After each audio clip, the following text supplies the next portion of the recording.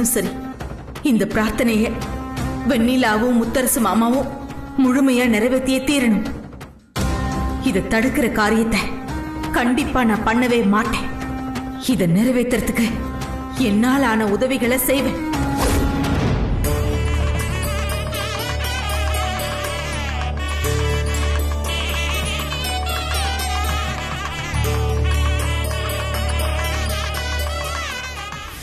முத்தரசு மாமா வெண்ணிலா பரிகாரத்தை அந்த நம்பூதிரி தடுத்துறவே கூடாது.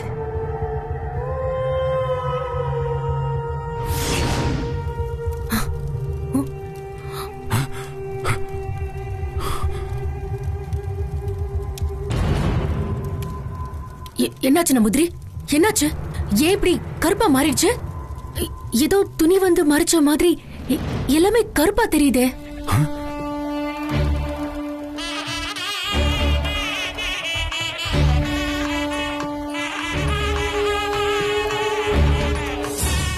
முத்தரசு மாமா, என்னால 2 நிமிஷத்துக்கு மேல ஊர்வலத்தை மந்திரவாதி கண்ணில் படாம மறைக்க முடியாது. சீக்கிரமா கோயிலுக்குள்ள போங்க. அங்க போய் கங்கா தீர்த்தம் வாங்கி பொம்மை செஞ்சு தொட்டில போட்டு வேண்டுதலை நிறைவேற்றுங்க மாமா. சீக்கிரமா போங்க. ஆத்தா, எல்லாம் நல்லபடியா நடக்கணும். இப்ப நமக்கு உடனே அங்க என்ன நடக்குதுன்னு தெரிஞ்சாகணுமே. என்னதான் சித்ரா இங்க வந்து நம்ம பேச்சுக்கு உடன்படுற மாதிரி சொன்னாலும் அங்க போன உடனே அவ வேலையை காட்ட ஆரம்பிச்சிட்டா. அவ சேல முந்தானைய வச்சு மொத்த ஊர்வலத்தையும் மறைச்சி நம்ம பார்வையிலிருந்து ஊர்வலத்தை மறைச்சிட்டா. நான் இதை விட மாட்டேன். இப்பவே என் கருப்பு பவுடரை தூவி இந்த திரைய விளக்கி ஊர்வலத்தை நான் பார்க்க வைக்கிறேன். ஐயோ சாமி, ஊர்வலத்தை வேடிக்கை பார்த்து நாம என்ன செய்ய போறோம்? எப்போ வெண்ணிலா வயித்துல இருக்கிற குழந்தைங்களை காப்பாத்துறதுக்காக சித்ரா ஒரு முடிவு எடுத்துட்டாலோ அதுக்கப்புறம் நாம இங்க இருந்து வேடிக்கை பார்க்கறதுல எந்த அர்த்தமும் இல்ல. மருது, வாங்க நம்ம உடனே அங்க டைரக்டா போலாம்.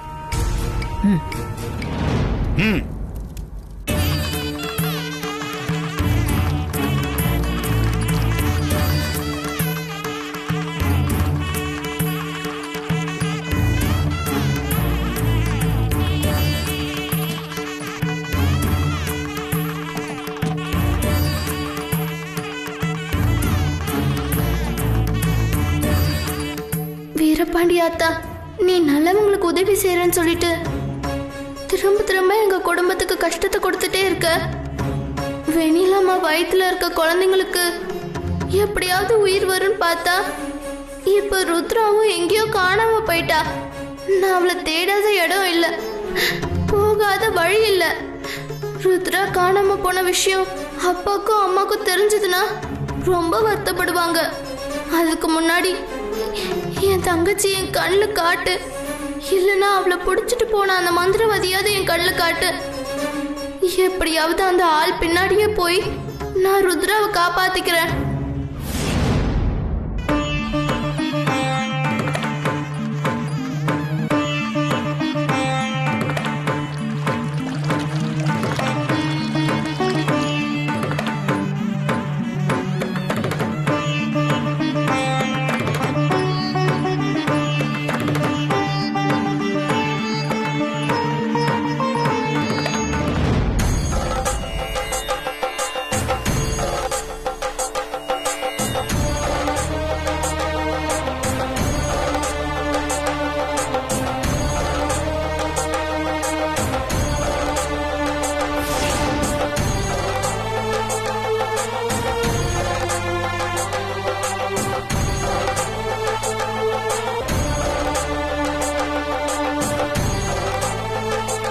வீரபாண்டி ஆத்தாவை நம்பி வந்திருக்கீங்க. ஆத்தா உங்க வேண்டுதல நல்லபடியா நிறைவேற்றி வைப்பா. உங்களை கைவிட மாட்டா. பரிகாரத்தை நல்லபடியா செய்யுங்க. கூடவே அம்மனை மனசார பாடிக்கிட்டே வேண்டிக்கோங்க. எல்லாம் நல்லபடியாவே நடக்கும்.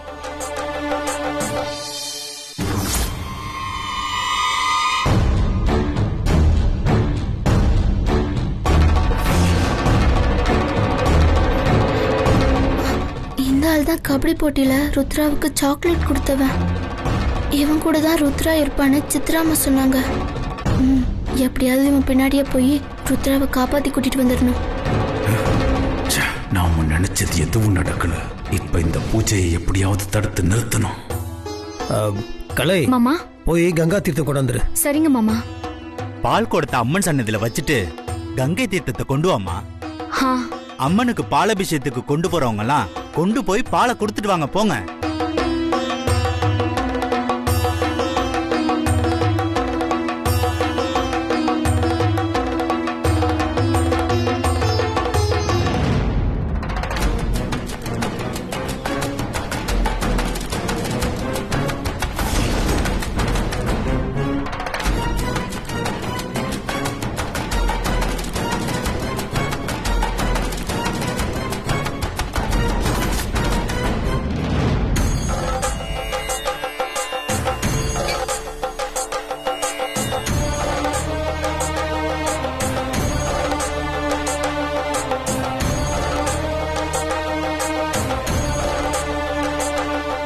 நல்ல சாமியை வேண்டிக்கிட்டு 2 பேரும் கொஞ்சம் மண்ணை எடுத்து நல்லா பிசைஞ்சு குழந்தையோட உருவம் செஞ்சு தொட்டில வச்சு அம்மன் சன்னதிக்கு எடுத்துட்டு வாங்க.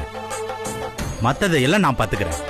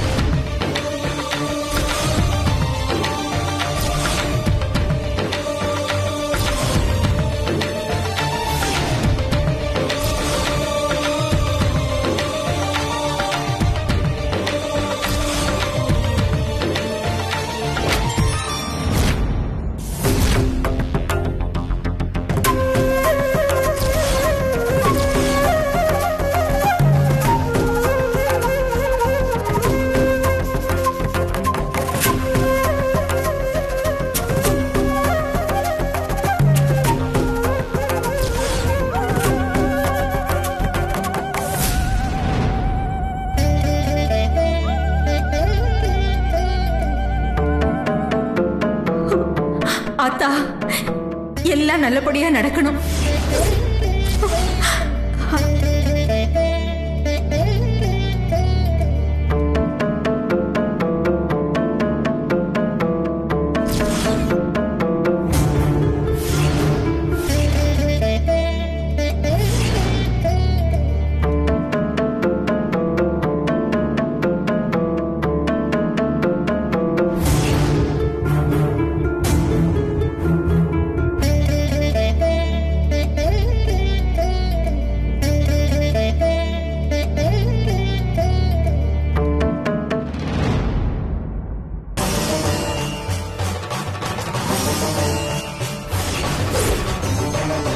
அத்தா, இந்த பிள்ளைங்க உன்னை நம்பி வந்திருக்குங்க.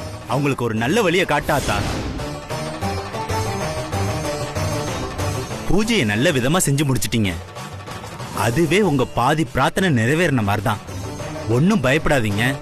ஆத்தாவை நல்லா வேண்டிக்கிட்டு தொட்டில கட்டுங்க. நான் போய் பூஜை ஆரம்பிக்கிறேன். பூஜை முடியறதுக்குள்ள தொட்டில ஆடணும்.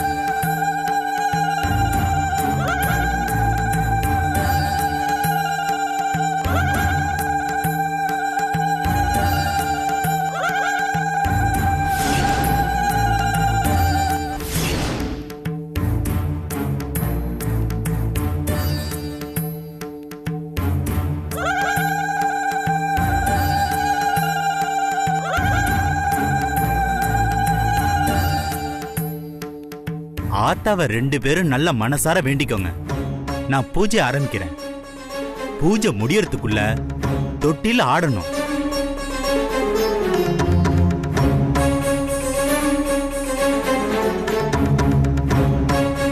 ஆத்தா, இந்த பிள்ளைங்களுக்கு நல்ல வழியை காட்டாத்தா.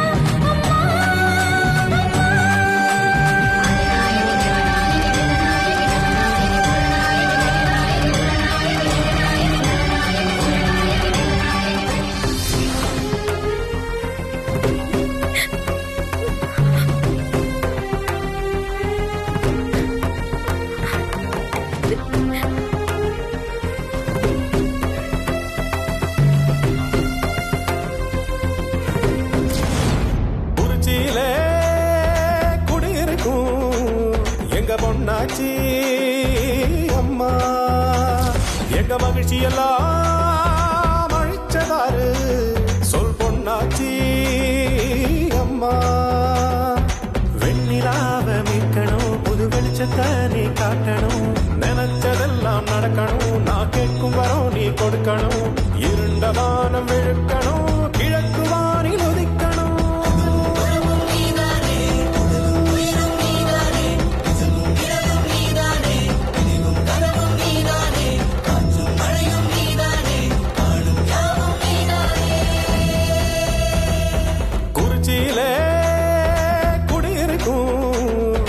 பொன்னாச்சி அம்மா எங்க மகிழ்ச்சி எல்லாம் அழிச்சதாரு சொல் பொன்னாச்சி அம்மா.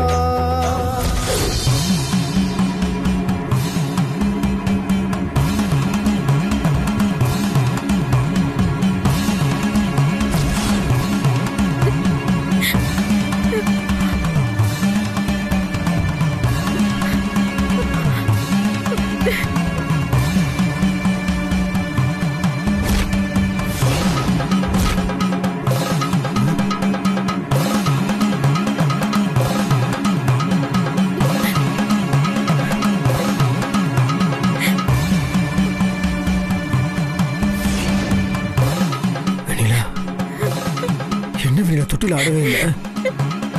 வேண்டுதல நல்லபடியா முடிச்சா தொட்டில் ஆடுன்னு மாயாக்கா சொன்னாங்களே.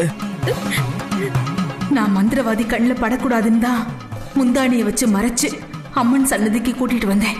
இது எல்லாமே இப்ப வீணா போச்சே. ஆத்தா வீரபாண்டி அம்மா தொட்டில ஆட வைமா. ஏன் ஆடல? ஆத்தா, உனக்கு என்ன குறை வச்சோம்? மாயாக்கா சொன்னதை கேட்டு உன் சன்னிதானத்துக்கு முன்னாடி வந்து கோரிக்கெல்லாம் வச்சு பரிகாரம் செஞ்சு எல்லாமே பண்ணோமே. அப்ப கூட உன் மனசு இறங்கவே இல்லையா ஆத்தா? என் குழந்தைங்களை காப்பாத்த உனக்கு மனசு வரலையா ஆத்தா? அக்கா, உனக்கு ஒண்ணே ஒண்ணு சொல்றேன். என் குழந்தைங்களோட உசுறு தான் உனக்கு வேணும்னா என் உயிரை வேணா எடுத்துக்கோ. என் உசுரை எடுத்துக்கோ. அண்ணி, அக்கா, வெண்ணிலா, அண்ணி, வெண்ணிலா, அக்கா, என்னாச்சு? அண்ணி, வெண்ணிலா, அக்கா, இங்க பாரு வெண்ணிலா. அண்ணி, அக்கா, என்னாச்சு? அண்ணி, அண்ணி, என்னாச்சு? அண்ணி, யாராவது தண்ணி கொடுங்களேன். அண்ணி, அக்கா, நான் சொல்றது எதையுமே கேட்கவே மாட்டியா வசு? ஏய் வசு,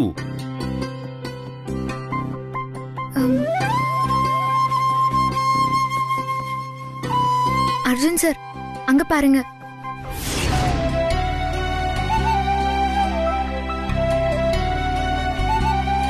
ஏய் போ போ போ போ போ.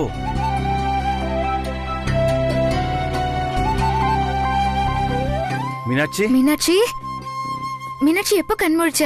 நல்லா இருக்கியா? உன்னை இப்படி பார்க்கும்போது எனக்கு எவ்வளவு சந்தோஷமா இருக்கு தெரியுமா? டாக்டர் நீ கண் முழிக்கிறதுக்கு 24 மணி நேரம் ஆகும்னு சொன்னாரு.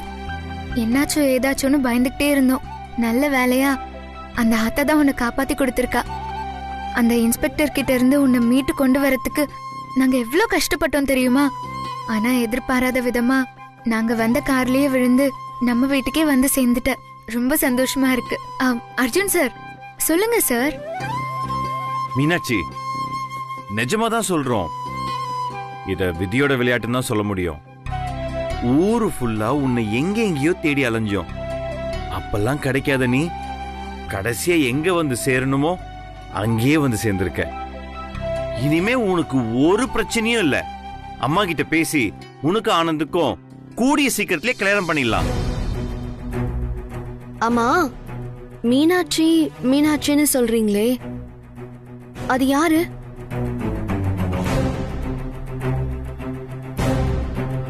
என்ன மீனாட்சி இப்படி கேக்குற? மீனாட்சி, நான் அர்ஜுன், இவ வசு. எங்களை தெரியலையா உனக்கு?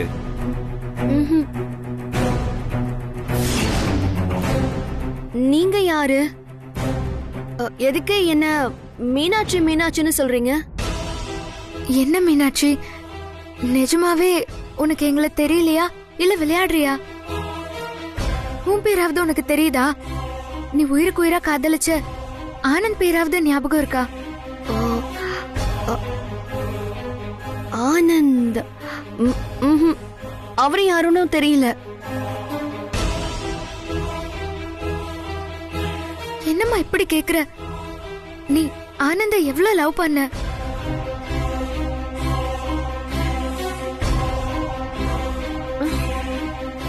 லவ்வா? ஆஹா, இப்படிலாம் என்கிட்ட சொல்லாதீங்க.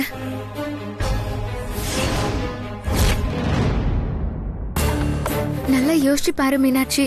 நீயும் ஆனந்தும் ஒருத்தருக்கு ஒருத்தர் உயிரா லவ் பண்ணீங்க. ஆனந்துக்கும் நட்சத்திராக்கும் கல்யாணம் நடக்க போறதுனால அதை தடுத்து நிறுத்துறதுக்கு தான் நீ வீட்டை விட்டே ஓடி வந்திருக்க. அப்படியெல்லாம் வந்து நீ ஊருக்குள்ள சுத்திட்டு இருக்கும் போதுதான் நாங்க வந்த வண்டியில விழுந்து நீ அடிபட்ட. இதுக்கு இடையில ஒரு இன்ஸ்பெக்டர் கிட்ட நீ மாட்டிக்கிட்ட. இதெல்லாம் எதுவுமே உனக்கு ஞாபகமே இல்லையா மீனாட்சி? இப்பவாவது உனக்கு ஏதாவது புரியுதா இல்லையா? என்னோட நிலைமைய பாத்தீங்களா? என்னால ஒழுங்கா நடக்க கூட முடியல. நானே இந்த ஸ்டிக்க கையில வச்சுக்கிட்டு தாங்கி தாங்கி நடந்துகிட்டு இருக்கேன். நீங்க என்னடானா நான் யாரையும் காதலிச்சேன், அதே இதை நீங்க ஏதேதோ சொல்லிக்கிட்டு இருக்கீங்க.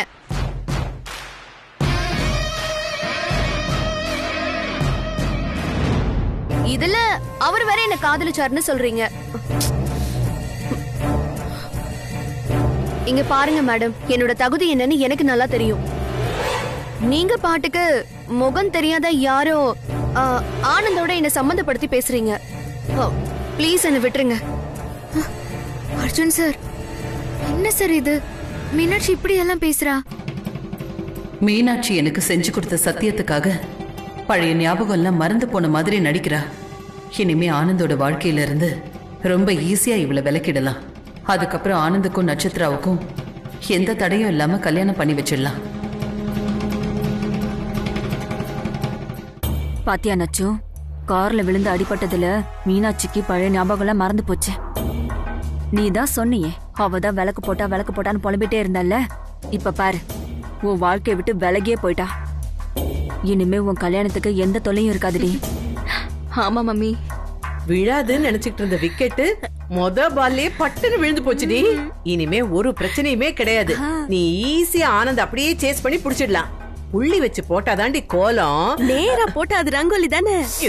பாட்டி இரு, இல்லன்னா அதுக்கு பேரு அலங்கோலம்னு சொல்ல வந்தேன்டி. அதுக்குள்ள அவசரம்.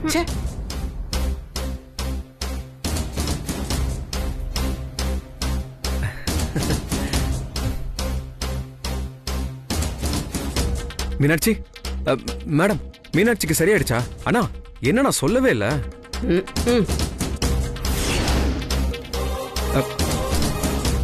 மீனாட்சி உனக்கு எல்லாமே சரியாயிடுச்சா? உனக்கு எந்த ஆபத்தும் இல்லல்ல? உன்னை இப்படி பாக்குறப்போ எனக்கு எவ்வளவு சந்தோஷமா இருக்கு தெரியுமா? நீ எப்படா கண்ணு முழிப்பன்னு நான் எதிர்பார்த்துட்டு இருந்தேன். ஜஸ்ட் இப்பதான் வெளியே போயிட்டு வந்தேன். நீ கண்ணு முழிச்சதுல எனக்கு ரொம்ப சந்தோஷம் மீனாட்சி. இனிமே எனக்கு எந்த கவலையும் இல்லை மீனாட்சி. நான் உன்னதான் கல்யாணம் பண்ணிப்பேன். நான் எங்க அம்மா கிட்ட ஸ்ட்ராங்கா சொல்ல போறேன். உன் கழுத்துல தான் நான் தாலி கட்டுவேன் மீனாட்சி. யார் சார் நீங்க?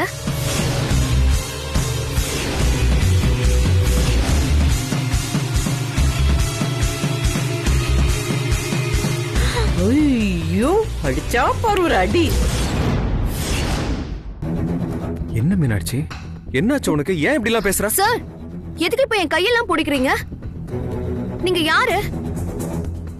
என்ன மீனாட்சி இப்படி எல்லாம் பேசுற? நான் ஆனந்த். நான் யாருன்னு உனக்கு தெரியலையா? நீ என்னோட மீனாட்சி. ஐயோ சார், முதல்ல இந்த மீனாட்சி யாரு? அந்த பேரை வச்சு என்ன ஏன் கூப்பிடுறீங்க? மீனாட்சி, எனக்கு உன் நிலைமை புரியுது மீனாட்சி. இருந்தாலும் எனக்கு இவ்வளவு பெரிய தண்டனையை கொடுக்காத. நீ என்னை இங்க தேடி வந்தப்போ உன்னை அலைய வச்சதுனால இந்த மாதிரிலாம் நீ பண்றன்னு நினைக்கிறேன். இதோ பாரு மீனாட்சி, ப்ளீஸ் தயவு செஞ்சு நடிக்காத. சத்தியமா நீங்க வந்தது எனக்கு தெரியாது. தயவு செஞ்சு என்னோட பேரை ஆனந்த்னு உன் வாயால கூப்பிடு. என் கழுத்துல தாலி கட்டுறான்னு சொல்லு. உனக்கு அந்த உரிமை இருக்கு மீனாட்சி. இதுக்கு மேலேயும் தெரியாத மாதிரி பேசி என்னை வருத்தப்பட வைக்காத மீனாட்சி. சார், என்ன நீங்க என்னென்னவோ தப்பு தப்பா பேசுறீங்க. நான் உங்களையும் தேடி வரல. உங்களை என் கழுத்துல தாலி கட்டுங்கன்னு சொல்லல. எதுக்காக என் கழுத்துல உங்களை தாலி கட்ட சொல்லணும்? அப்படி இருக்கும்போது எதுக்கு நீங்க இப்போ தேவையில்லாம பேசுறீங்க? மீனாட்சி, மீனாட்சி என்ன பேசுறோம் தெரிஞ்சுதான் பேசுறியா மீனாட்சி? தயவு செஞ்சு ஓவாயால இப்படி எல்லாம் பேசிட்டு இருக்காத மீனாட்சி. நீயும் நானும் காதலிச்சு கல்யாணம் பண்ணிக்கலாம்னு முடிவு பண்ணிருக்கோம் மீனாட்சி. என் அம்மா தான் அதுக்கு தடையா இருந்தாங்க. நம்ம காதலை பிரிச்சு நட்சத்திராவை எனக்கு கல்யாணம் பண்ணி வைக்க முடிவு பண்ணாங்க. ஆனா நீ அதெல்லாம் நம்பாத மீனாட்சி. மீனாட்சி இங்க பாரு மீனாட்சி, உனக்கு இதெல்லாம் ஞாபகம் இருக்குல்ல? சொல்லு, தயவு செஞ்சு சொல்லு மீனாட்சி. உனக்கு எதுவுமே ஞாபகம் இல்லையா? ஏன் நீ இப்படி நடந்துக்கிற? டேய் ஆனந்த், கொஞ்சம் அமைதியா இருடா. நீ எப்படி கேட்டாலும் அவளுக்கு எந்த ஞாபகம் வராது.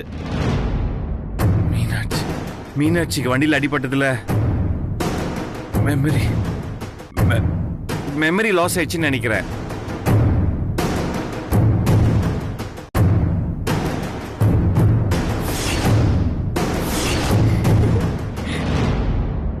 பழைய ஞாபகங்கள் அவளுக்கு எதுவுமே இல்லடா.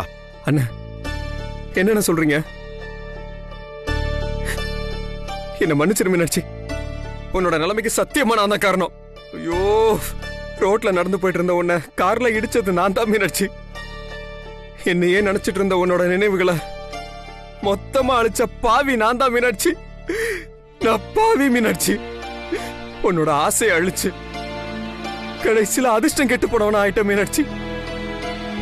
என்னையே நீ மறந்துட்டிய மீனாட்சி. உன்னையே உனக்கு தெரியாம போயிருச்ச. உன்னை இப்படி ஒரு நிலைமைக்கு ஆளாக்குனதுக்கு எனக்கு தண்டனை கொடுத்தே ஆகணும் மீனாட்சி. என்ன அடி மீனாட்சி, என்ன அடி, அடி, என்ன நல்லா அடி. டேய் ஆனந்த், என்ன கொல்லு மீனாட்சி. எனக்கு தண்டனை வேணும் மீனாட்சி. என்ன அடி, என்ன அடி மீனாட்சி. எனக்கு தண்டனை வேணும். என்ன கொல்லு மீனாட்சி, அடிச்சு கொல்லு மீனாட்சி. சார், என் கையை விடுங்க. என்ன இப்படி டார்ச்சர் பண்ணாதீங்க. நீங்க யாருன்னே எனக்கு தெரியல. எதுக்கு இப்படி ஆளாளுக்கு பேசி என்ன டிஸ்டர்ப் பண்ணிட்டு இருக்கீங்க? தயவு செஞ்சு என்ன விட்டுருங்க.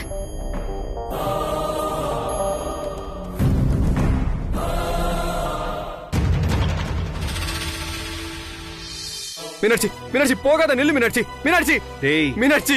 ஆனந்த், என்னடா இப்படி பேசிட்டு போறாவ? விடுடா.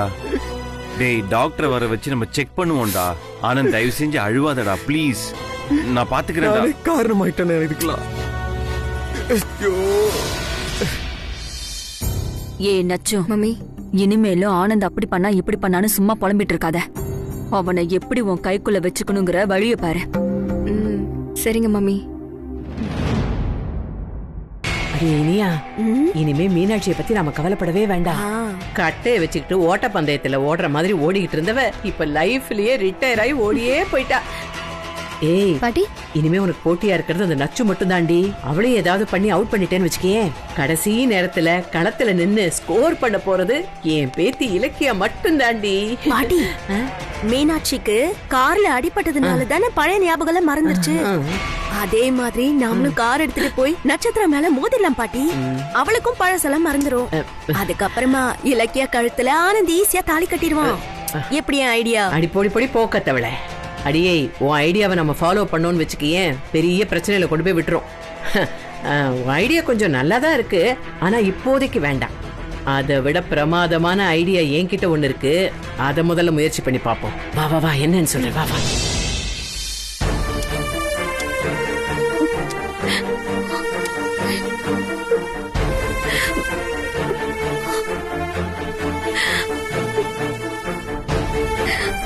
என்ன மன்னிச்சிருங்க ஆனந்த்.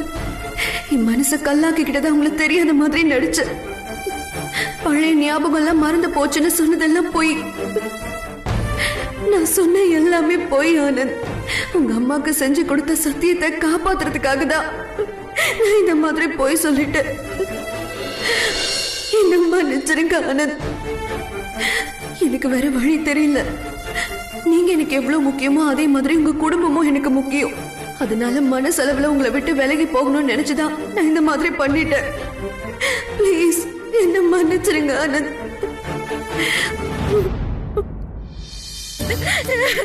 மாயாக்கா, நீங்க சொன்னதெல்லாம் செஞ்ச, தொட்டில் ஆடவே இல்ல.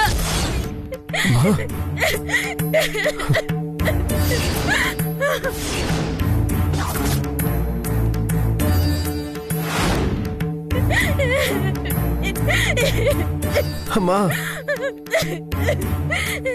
எந்திரிங்க, போய் உட்காருங்க. ஆத்தா சொல்றேன்ல, போய் உட்காருங்க. சொல்றேன்ல.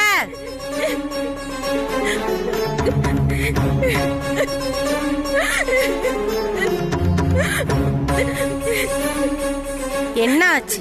நீங்க சொன்னது எல்லாத்தையுமே செஞ்சுமேம்மா. களிமண்ண தலையில சுமந்து போக சொன்னீங்க, ஊர்வலமா போனோம். பால் கூட எடுக்க சொன்னீங்க, எடுத்தோம். பயபக்தியோட வேண்ட சொன்னீங்க, வேண்டணும். மன உருகி பாட சொன்னீங்க, பாடணும். ஆனா ஒண்ணுமே நடக்கலையேம்மா. தொட்டில ஆடவும் இல்ல, வெண்ணில வைத்து எந்த மாற்றமும் இல்ல. எதனால இப்படி ஆச்சு சொல்லுங்கம்மா.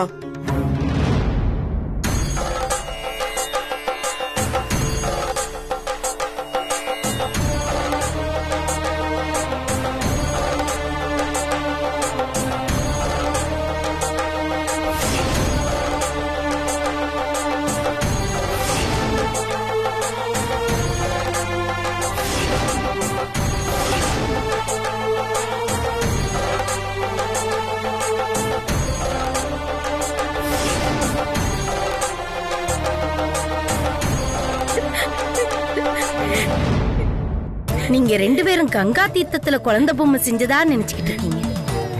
ஆனா உண்மை அது இல்ல.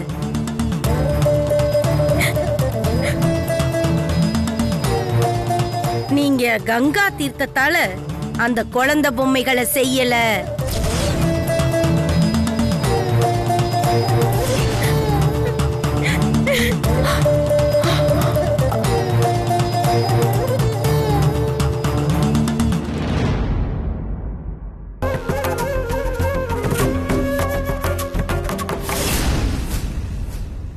அதனாலதான் நான் சொன்ன மாதிரி பரிகாரம் முழுமையா நிறைவேறல.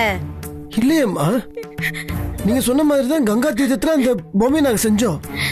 கலைதம் நீ தான் கொண்டு வந்த? ஆமா, நான் தான் கொண்டு வந்து கொடுத்தேன். கோவில்ல இருந்து தான் எடுத்துட்டு வந்து கொடுத்தேன். விதி வேணும்னா தப்புமே ஒழிய இந்த மாயாக்கா வாக்கு ஒரு நாளும் தப்பா போகாது. மகாபாரத கதை எல்லாருக்கும் தெரிஞ்சதுதான். கௌரவர்களோட தாய்மாமனான சகுனி எப்படியாவது பாண்டவர்களை எதிர்த்து ஜெயிச்சணுங்கிறதுக்காக எத்தனையோ சதி வேலைகளை அவங்களுக்கு எதிரா பண்ணுனான். இல்லாத கஷ்டங்கள் எல்லாம் அவங்களுக்கு கொடுத்தான். அப்பெல்லாம் அவங்களுக்கு துணை நின்னது கிருஷ்ண பரமாத்மா. கிருஷ்ணர் பாண்டவர்களுக்கும் உறவுக்காரர், கௌரவர்களுக்கும் உறவுக்காரர். ஆனா தர்மம் எந்த பக்கம் இருந்ததோ அந்த பக்கம்தான் இறைவன் இருந்தார். அதர்மம் தர்மத்தை எப்பெல்லாம் அழிச்சு தலை நிக்கணும்னு நினைக்குதோ அப்பெல்லாம் இயற்கையே அதுக்கு எதிரா செயல்பட்டு அதர்மத்தை அழிச்சிரும். இது எழுதப்பட்ட விதி. இது நீங்க நினைச்சாலும் மாத்த முடியாது, நான் நினைச்சாலும் மாத்த முடியாது, யார் நினைச்சாலும் மாத்த முடியாது. கவலைப்படாதீங்க. பாண்டவர்கள் நல்லவர்கள், நீங்களும் நல்லவங்க. எப்படி பாண்டவர்களுக்கு கிருஷ்ண பரமாத்மா துணை நின்னாரோ அதே மாதிரி உங்களுக்கு நான் கும்பிடுற அந்த வீரபாண்டி ஆத்தா துணை நிப்பா. நான் சொன்ன மாதிரி நீங்க பரிகாரத்தை பண்ணி இருந்தா கண்டிப்பா அந்த தொட்டில் ஆடி இருக்கும். வெண்ணிலா வயித்துல இருக்கிற குழந்தைங்களுக்கும் அசைவு வந்திருக்கும்.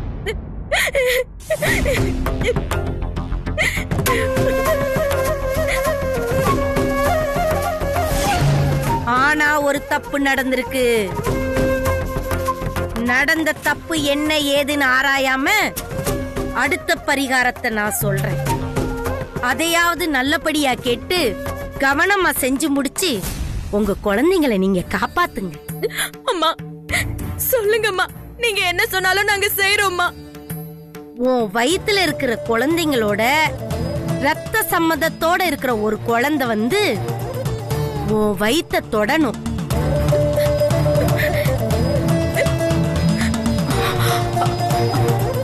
அது மட்டும் இல்ல, இந்த வீரபாண்டி ஆத்தா மண்ணை விட்டு போறதுக்கு முன்னாடி முத்தரசன் மேல குறைவில்லா ஆசையோட இருக்கிற இன்னொரு பொண்ணு கழுத்துல முத்தரசன் தாலி கட்டணும்.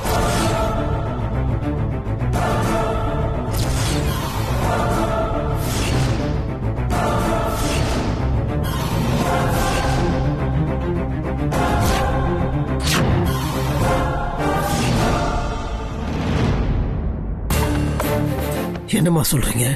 வேற வழி இல்ல. இந்த 2 பரிகாரத்தையும் நீ பண்ணுனா மட்டும்தான் குழந்தைங்க உயிர் பொழைக்கும். நான் சொன்ன விஷயங்கள் 24 மணி நேரத்துக்குள்ள நடந்தாகணும்.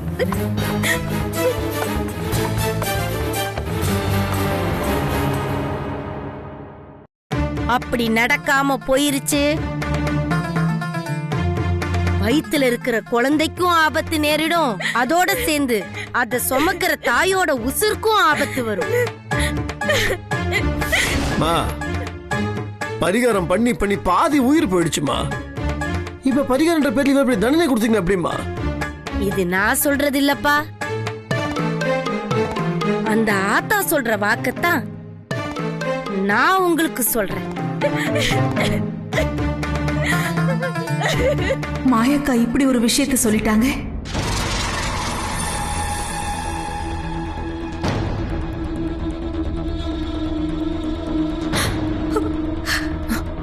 சித்ரா இருக்கா?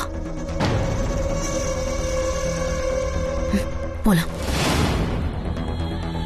சித்ரா, நான் உன்கிட்ட என்ன சொன்னேன்? வெண்ணிலாவும் முத்தரசன் மாமாவும் போற ஊர்வலத்தை நிறுத்தி பரிகாரத்தை செய்ய விடாம தடுத்துறன்னு தானே சொன்ன. ஆனா நீ என்ன பண்ண? சொன்ன வேலையை செய்யாம சென்டிமெண்ட்டுக்கு அடிமையாயி ஊர்வலத்தை முந்தான திரையால மறைக்கிறியா? சரி, இவ்வளவு செஞ்சல, வெண்ணிலாவோட பரிகாரம் பலிச்சுதா? தோத்து போய் தானே நின்னாங்க. அங்கதான் நிக்கிறா இந்த ஸ்வேதா. இந்த ஸ்வேதா ஜெயிக்கிறதுக்குனே பிறந்தவ. அந்த வெண்ணிலா என்கிட்ட தோக்கறதுக்குனே பிறந்தவ. நான் உன்னை நம்பாம என்ன நம்பினதுனாலதான் அவங்க பரிகாரத்தை ஒண்ணும் இல்லாம பண்ண முடிஞ்சது.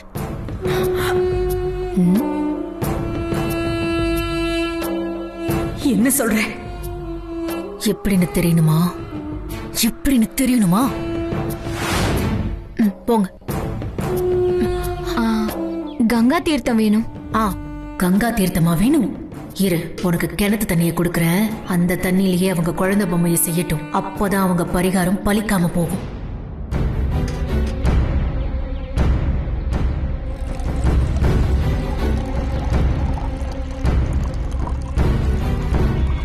ரொம்ப நன்றிங்க.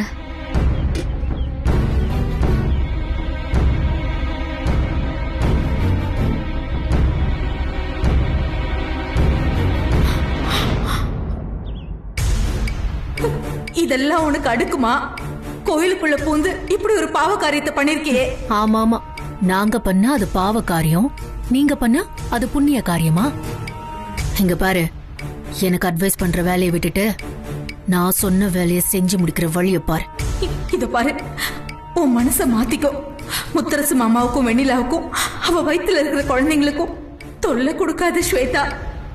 நான் தொல்லை பண்ணாம இருக்கணும்னா முத்தரசு மாமா கிட்ட போய் என்ன கல்யாணம் பண்ணிக்க ஏற்பாடு பண்ண, அவ்வளவுதான்.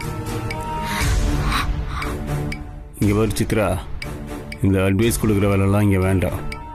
ஒழுங்கா ஸ்வேதா சொல்ற பேச்சு கேட்டு நட. அப்பதான் உனக்கு ருத்ரா மட்டும் இல்ல, வெண்ணிலா வயிற்றுல இருக்க குழந்தைங்களும் தப்பிக்கும். மாயக்கா சொன்ன பரிகாரத்தை எல்லாம் கேட்டுட்டு தானே இருந்த. ரத்த சொந்தம் இருக்கிற குழந்தை வந்து வெண்ணிலா வயிற்றுல கை வைக்கணும். அப்படி இல்லனா இந்த வீரபாண்டி மண்ணுல முத்தரசு மாமா மேல ஆசைப்படுற பொண்ணு கழுத்துல அவரு தாலிய கட்டணும். 2 பரிகாரத்தையும் மாயாக்கா சொன்னாங்கல்ல, அதுல 2வது பரிகாரம் தான் ரொம்ப ரொம்ப முக்கியம். அதுதான் எனக்கு ரொம்ப பிடிச்சிருக்கு.